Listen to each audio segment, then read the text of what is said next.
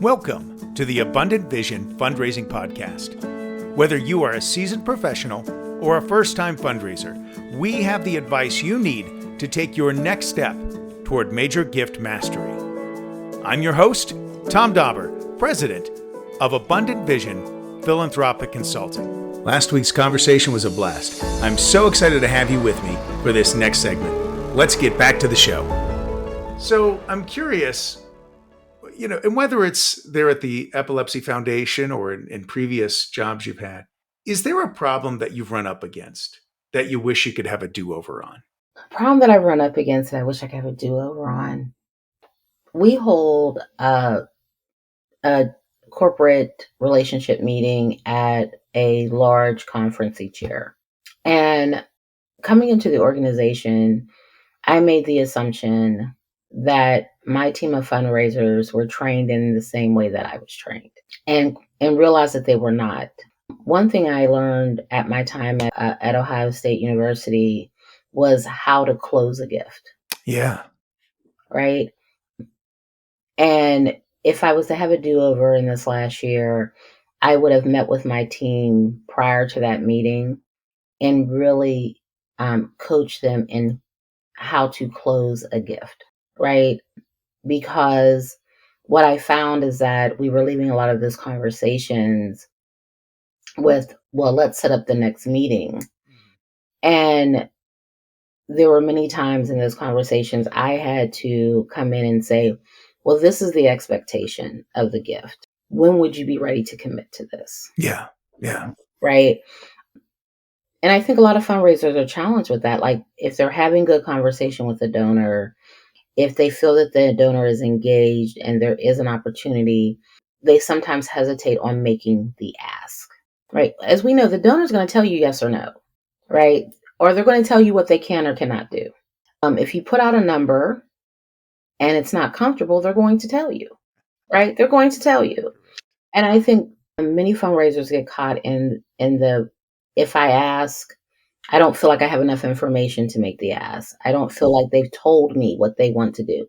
Well, you still have to make the ask because also you will know if this is a prospect that you can give less time to because they're not ready. Yeah. To close. Right. And we've all had that donor that has led you on. Right. We've all had that donor who will take a meeting, we'll come to a lunch, we'll come to an event, we'll come and continue in cultivation. And they seem very interested and they have the capacity, but they never really pull the trigger. Yeah. And sometimes that's because you never really ask. That's an important lesson. If I had a do-over, I would have went back and said, okay, how are we going to close these gifts at the conference? Like we have the people in the room, we are face to face. And what I told my staff after is that you have me there, you have a chief of a department, and you have their leadership team there. This is a lot of money in a room. Mm-hmm. So let's make this time worthwhile. Let's put a proposal on the table and let them react. They wouldn't have come to the meeting if they weren't interested. I'm sure that has made a radical change in your fundraising numbers just by implementing that one thing. Well, and I would say we're still training on it. We're still learning on it, right? It's a very, even as consummate fundraisers, we're really good at telling the story. We're really good at explaining the impact, but it gets a little hard when you're the one asking for the gift, right? And having that negotiation becomes a little, and I think that we're definitely getting better, but it's still the area. We just hired a new CDO who's excellent at, she's a closer, and that's what we needed. To be able to help our team be able to close more gifts because, again, excellent relationship builders, excellent storytellers, but we need to be more aggressive in the close. I'll be excited to hear how that all goes for you, Bea. Well, we're on a philanthropic growth plan that we are have a trajectory of increasing fundraising by almost $10 million over 3 years. So, oh goodness, we will see. That's aggressive, but I'm excited. That's wonderful. So I'm curious, and this can be anything in your career, Bea. I'd love to hear from you, your best discovery /qualification /disqualification story. Yeah. Yeah, I'll start with my best qualification story. During my time at the American Red Cross, I was a deployed disaster fundraiser, and I was also a major gift officer for the local region. And in the Red Cross, you can typically hold two roles depending on crisis, right? And we were looking for a way to ignite the foundation community to give to the Red Cross. We had just came off a disaster, I believe it was Hurricane Harvey, and we were attempting of how do we begin to engage these, particularly family foundations, and this was in Pittsburgh. And as you know, Pittsburgh has one of the largest philanthropic communities in the country. That is where Heinz, Carnegie, all of those foundations, and it had spurred a large community of family foundations. And we were really looking to tap into those funds. And the program officers really weren't responding to the foundation in the way that we thought that they would. So I went to my CDO at the time and said, we should hold a cultivation event. We should hold a cultivation event. And there was some hemming and hawing about it. But we went through with it, and we brought in our national director of disaster recovery.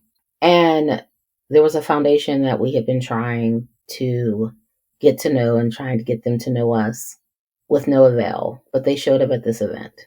This family showed up at the event. And they were so enamored with the director, right? They were so enamored with just what he had accomplished, the stories he was telling about how he was supporting communities and things of that sort.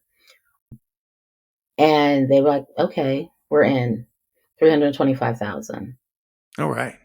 And this was they still continue to have this relationship with the family, but this was a family that, other than having an invitation to that event and being able to meet that person, would not have made a gift to the Red Cross. Like I said, this was, years of trying to engage this particular donor without any success. But it took that one-on-one connection. And my advice was like putting people in a room together it wasn't about me as the fundraiser. It was connecting them with the person that was going to make the most impact for them. Gotcha. So that was my greatest identification, because again, they were pretty obscure to us. And then within, 24 hours had made a gift, a 6-figure gift to the organization. Tom Dauber here for Abundant Vision Philanthropic Consulting. Fundraising can be hard work, and it can be hard to mentally get into the place you need to be in order to see new opportunities. Everyone struggles with it. We are like the fish in the fishbowl who just can't see the water they're swimming in. That's when having outside expertise comes in handy. For 25 years, I've been helping nonprofits analyze their challenges, discover new ways forward, and develop clear plans that lead to greater fundraising revenues. Now I am available to help your organization develop the abundant vision it needs to inspire new levels of philanthropy at your nonprofit as well. Check out abundantvision.net to start your journey toward greater fundraising success today. Now, back to the show. I'm curious, did you have a chance to talk with them about what got their interest specifically about the event? What did they say? Well, they said, they were, because we were talking about a national issue and not just something that was local, they wanted to come and hear about it, right? What had happened, because of course, Hurricane Harvey was a huge disaster in our country, right? Followed by Irma and Maria. And so they wanted to hear that, how does the Red Cross operate in this way? What were the success stories? Because honestly, at that point, the Red Cross there had also been some negative press about how the Red Cross operated as well, right? But when I talked with them, they said they were really surprised to understand that our local resources ship to crisis areas in time of crisis. So their particular gift was for an emergency rescue vehicle, a Sprinter van that would travel from Pennsylvania to a disaster site. And in their mind, that was their way of helping in national disasters with a local point of view. Wow. That's cool. So you broadened the vision and it captured their attention. That's great. Absolutely. Very good. I'm curious, and I mean that story could count as both if you wanted, but I'd love to hear your best cultivation story. Mm. So during my time at OSU, I was really, really blessed to have met a family working in rheumatology, the Schwaber family. And at the time when I arrived, they were making about a $250,000 gift to support the lupus research lab. And that gift was important, really important to the department. It was really, really important to the department and to the chair, Dr. Jajor. And we really worked hard to engage them further in the work of the lab. Even so much so, their daughter lives here, lives locally in the Dayton area. And in one conversation, they mentioned this bakery that was world renowned, like this bakery everybody loved. So I worked with my stewardship officer, and we had a Zoom call planned. And I said, "Can you send over treats from this bakery for our call?" And she worked with the bakery, and not only did the bakery send over the treats and have them delivered, but they wrapped them all in scarlet and gray. And, they were just so tickled that I remembered that we had this conversation about this bakery and that we really took the time to make that call special by delivering these treats, right? And, over time, and mind you, I've never met this couple in person, only over Zoom because this was all happening during COVID, right? We had several more calls and got to know the family, got to know their story. And, you know, again, when I talk about not a sprint, I mean, not a sprint, but a marathon, uh, getting to know them, I understood their deep connection to lupus.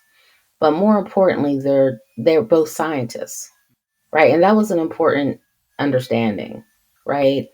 That it wasn't just the disease state that they were really interested in how they were developing a breakthrough in the disease state and willing to support that.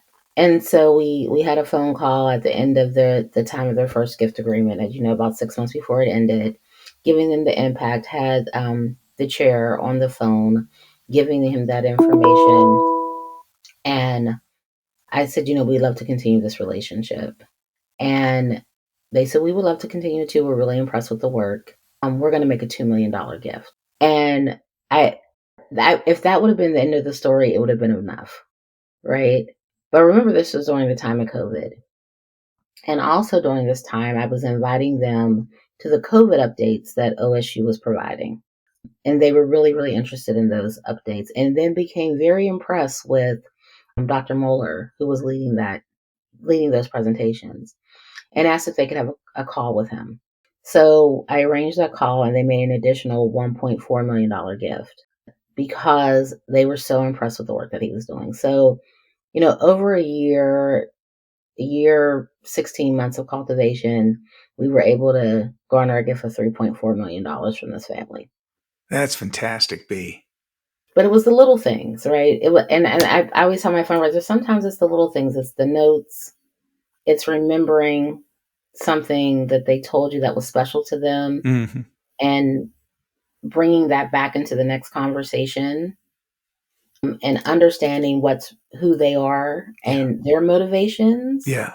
That help to move those relationships along. That is such important advice, Bea. I find that that's one of those things that a lot of fundraising leaders, nonprofit leaders, unfortunately fail to do for various reasons. That's what the attention to detail can do. Tom, I am not, and some people are masters at the personalized note. I have horrible handwriting, so if I wrote a note, you wouldn't be able to read it. Yeah. But I recognize there are other things I can do Yeah. that also convey that message. Mm-hmm. I have a donor here locally that I'm still very close with. And, I remember him telling me a story of how he was a developer in Puerto Rico. And he used to tell me how he used to ride around in his red convertible around the island.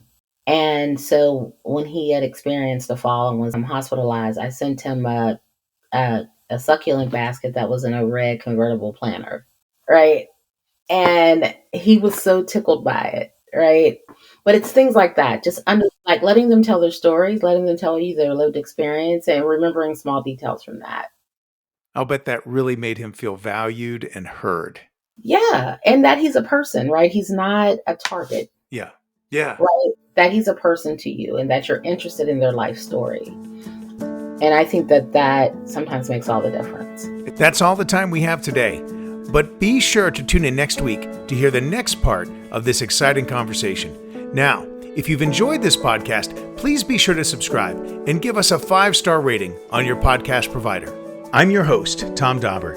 Thank you for joining me as we journey together towards major gift mastery on the Abundant Vision Fundraising Podcast.